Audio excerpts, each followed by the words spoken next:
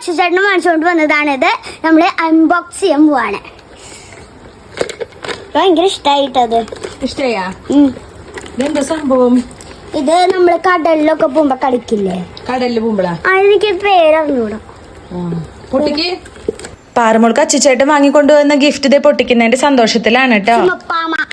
ചുമപ്പാമ കടലാമ. കടലാമ അത്. പാറു, ഇത് അമ്മക്ക് തരുമോ? എന്തിനാ? അടുക്കളയിൽ അരിപ്പയായി ഉപയോഗിക്കാൻ. അങ്ങനെ ദേ അതിലുള്ള ഈ സംഭവം എടുത്ത് പാറമോള് വെള്ളാക്കിയിട്ട് ചെടിയൊക്കെ നനയ്ക്കാണ് കേട്ടോ. അപ്പൊ ഞാൻ പറഞ്ഞു എന്നും ഇതുപോലെ നനയ്ക്കാനായിട്ട്. അങ്ങനെ ദേ ഈ ഒരു സംഭവമൊക്കെ ഉണ്ട് കേട്ടോ, തിമിംഗലം. കാരണം അത് ബീച്ച് ടോയ് ആണ്, ബീച്ചിൽ കളിക്കുന്ന സംഭവമാണ് ശരിക്കും. അപ്പൊ അതിൽ ദേ മണ്ണൊക്കെ ഇതുപോലെ എടുത്തിട്ട് കളിക്കാൻ വെള്ളമൊക്കെ നിറച്ചിട്ട് കുറച്ചു നേരം മണ്ണിൽ കളിച്ചോട്ടെ എന്ന് ഞാൻ വിചാരിച്ചു.